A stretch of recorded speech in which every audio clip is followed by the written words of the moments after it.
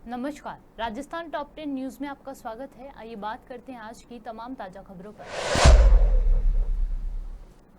जयपुर विकास प्राधिकरण ने मंगलवार को मानसरोवर क्षेत्र में बड़ी कार्यवाही को अंजाम दिया। मानसरोवर के पीआरएन क्षेत्र में वंदे मातरम रोड पर चिन्हित किए गए 251 अतिक्रमणों के लिए आज जेडी ने बुलडोजर चलाया। हीरापथ से वंदे मातरम सर्किल तक हुए अतिक्रमण को हटाने के लिए जेडीए के दर्जनों अधिकारी कर्मचारी मौके पर पहुंचे और कार्यवाही शुरू की। अघोषित बिजली कटौती और बढ़ती पेयजल की समस्या को लेकर सीकर सांसद कॉमरेड अमरा राम ने कहा कि मुख्यमंत्री सिर्फ निरीक्षण कर रहे हैं, काम नहीं। समस्या के समाधान के निर्देश देने चाहिए। मुख्यमंत्री खड़े होकर जनता से माफी मांगे। राजस्थान में सीकर जिले के पृथ्वीपुरा गांव में केंद्र सरकार की ओर से निर्माणाधीन आयाम बिजली ग्रिड पर झारखंड से मजदूरी करने आए श्रमिकों की अधिक शराब पीने से तबीयत बिगड़ने का मामला सामने आया है। इस दौरान एक महिला सहित कुल 2 मजदूरों की मौत हो गई है। वहीं अन्य करीब 5 से 6 श्रमिक मरीजों का पलसाना अस्पताल में उपचार होने के बाद छुट्टी दे दी गई है। राजस्थान में नागौर लोकसभा सीट से इंडिया गठबंधन के उम्मीदवार हनुमान बेनीवाल ने कांग्रेस पार्टी पर बड़ा बयान दे दिया है। बेनीवाल ने कहा कि बिना आरएलपी के साथ गठबंधन के राजस्थान में कांग्रेस का खाता भी नहीं खुल पाया, ये तय है। हनुमान बेनीवाल ने खिमसर विधानसभा सीट से विधायक पद से इस्तीफा देने के बाद ये भी ऐलान कर दिया कि यहाँ उपचुनाव में आरएलपी हर जीतेगी, ये भी तय है। पिछली बार भी उपचुनाव में आरएलपी ही जीती थी। से मजबूत और राजस्थान के अंदर हमारे लोगों से हम बातचीत भी कर रहे हैं और हम खींवसर के साथ देवली उनियारा में भी अच्छे वोट हमने आरएलपी पार्टी लिए थे। झुंझुनू के अंदर भी आरएलपी का बहुत बड़ा जनाधार है और हम प्रयास करेंगे कि आरएलपी उपचुनाव के अंदर लड़ाई लड़े। एक बार बैठ के बात, चूंकि अभी अलायंस के अंदर है तो बातचीत होगी और बातचीत नहीं होगी तो आरएलपी को कैसे मजबूत करें, इस दिशा में यहाँ ध्यान दें। लेकिन ऊपर में इंडिया अलायंस के साथ हो। लेकिन इंडिया अलायंस ने आपको शुरुआत की जो 2 बैठकें हुई थी गठबंधन की, उसमें नहीं बुलाया था। वो तो ऐसा कांग्रेस के कई नेताओं को मेरे से अड़चन भी था ना यार। उन्होंने जैसे कायदा तो ये भी था कि जिस आदमी साहब अलायंस कर रहे हो उसकी पार्टी थोड़ी तोड़ोगे। एक तरफ तो मेरे से अलायंस की बात कर रहे थे, एक तरफ से बाड़ मेरा आदमी चुरा के ले गए लोग, तो बात तो गलत ही थी। लेकिन चूंकि बीजेपी को हराना था इसलिए हमने जहर के घूंट पिए और इनकी राजस्थान में मदद करी। सब 4-5 जगह मैं खुद व्यक्तिगत भी गया था, ज़्यादा जगह नहीं पाया। ये भी चाहते थे ज़्यादा जगह मैं नहीं जा पाऊँ। अगर मैं ज़्यादा जगह जाता, जयपुर ग्रामीण सीट भी जीतती, जोधपुर जीतती, बीकानेर जीतती और इनकी सीटें अलवर जीतती। ये नहीं चाहते थे कई तरह की गुटबाजियां कांग्रेस पार्टी के अंदर, नहीं तो इनकी 16 से ज़्यादा सीट राजस्थान के अंदर कांग्रेस पार्टी की। राहुल गांधी तो ईवीएम की मशीनों पर बिल्कुल सही है, वो बिल्कुल सही है। ईवीएम के अंदर हमें भी गड़बड़ जाल लगता है और कुछ भी कर सकते हैं लोग। देश के अंदर जो गृह मंत्री जो प्रधानमंत्री जी है, देखो करने में कुछ भी कर सकते हैं। ये किसी भी चीज़ को ला सकते हैं और उसको लंबा उस चीज़ को बता सकते हैं। इनके अंदर वो खासियत है कि कुछ भी कर सकते हैं।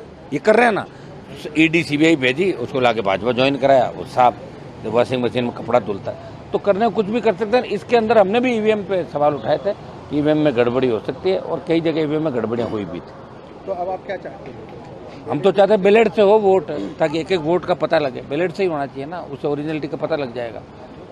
लास्ट सवाल है, योजना को लेकर सवाल। अग्निवीर को लेकर मैं बड़ा आंदोलन करूंगा, राजस्थान से इसकी शुरुआत करूंगा। पहले भी मैंने ही शुरुआत करी थी, जोधपुर में 2 लाख जवानों की रैली करी और हम राजस्थान में आंदोलन की शुरुआत करने के बाद दिल्ली कूच करेंगे, रास्ते रोकेंगे दिल्ली के और अग्निवीर को वापस कराएंगे। एकमात्र एजेंडा हमारा। जयपुर एयरपोर्ट और पारिक कॉलेज को बम से उड़ाने की धमकी मिली। ये धमकी ईमेल के जरिए मिली। मामले में गृह राज्य मंत्री जवाहर सिंह बेडम का बयान सामने आया। गृह राज्य मंत्री जवाहर बेडम ने कहा कि कोई सिरफिरा व्यक्ति नाकाम कोशिश कर रहा है। ये भी एक तरह की साइबर क्राइम की घटना है जो लगातार बढ़ रही है। राजस्थान पुलिस मुस्तैदी से इसके खिलाफ काम कर रही है। सुबह पारिक कॉलेज को धमकी भरा ईमेल मिला था और अब जयपुर एयरपोर्ट को धमकी भरा ईमेल मिला है। मामले में गृह राज्य मंत्री जवाहर सिंह बेडम ने कहा कि किसी सिरफिरे व्यक्ति ने ये काम किया है।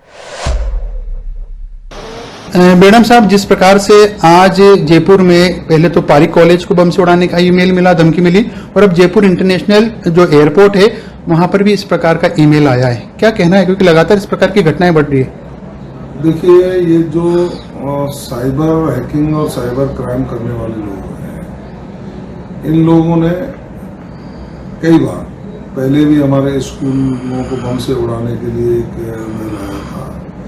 अब पारिक कॉलेज के रात के 2 बजे कोई मेल आया, उन्होंने 11 बजे खोला, पुलिस को सूचना मिली। हमारी पुलिस मुस्तैद है, ना एयरपोर्ट को कुछ होगा, ना कॉलेज को कुछ होगा, ना पहले स्कूलों को कुछ हुआ।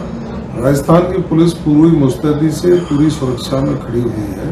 लेकिन ये बात ठीक है कि बार बार मेल करके या फॉल्स कॉल करके लोगों को धमकियां देने का और इनका जिस तरह से काम चल रहा है, इस पर राजस्थान पुलिस ने माननीय मुख्यमंत्री जी के निर्देश पर पहले भी हैकाथॉन 01 किया था, जिसमें 27 प्रदेशों के लोगों को, एक्सपर्ट्स को बुला करके यहाँ एक मैराथन बैठक की और बहुत बड़ा एक मैकेनिज्म बनाया है। साइबर अपराध को रोकने के लिए हम पूरी तरह से मुस्तैद हैं और साइबर अपराधी जो भी हैं उनके खिलाफ हम ठोस कार्रवाई भी कर रहे हैं। जिस तरह से हमारे मेवात में साइबर ठगी का काम लोग करते थे, उस पर भी हमारे भरतपुर आईजी और पूरी उनकी टीम ने और हमारे राजस्थान सरकार और माननीय मुख्यमंत्री जी के निर्देशन पर पूरे प्रदेश में साइबर अपराध या अन्य अपराध कोई भी हो, अपराधों के खिलाफ सख्त अभियान चल रहा है। अपराध मुक्त राजस्थान बनाने का हमारा संकल्प है, उसको लेकर के हम आगे बढ़ रहे हैं।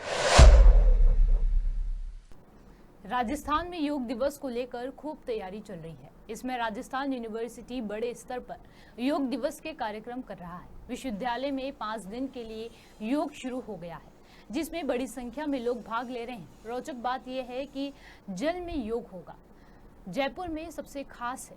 राजस्थान विवि के सचिव खेल बोर्ड डॉक्टर प्रीति शर्मा ने बताया कि इस साल का ये योग दिवस महिला सशक्तिकरण के लिए योग थीम पर आधारित है।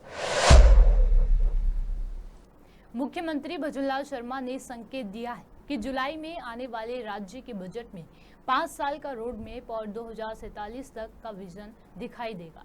उन्होंने स्वस्थ समाज को राज्य सरकार की प्राथमिकता बताते हुए कहा कि स्वास्थ्य के प्रति जागरूकता के लिए अभियान चलाने की जरूरत है। वहीं आदिवासियों के लिए एवं उनकी परंपराओं के संरक्षण का संकल्प दोहराया। राजस्थान के भजनलाल सरकार ने शिक्षक भर्ती के बाद अब पुलिस भर्ती में महिलाओं को बड़ी राहत दी है। पुलिस भर्ती में अब महिला आरक्षण 30% से बढ़ाकर 33% कर दिया गया है। इससे पहले सरकार ने शिक्षक भर्ती में महिला आरक्षण 30% से बढ़ाकर 50% किया था।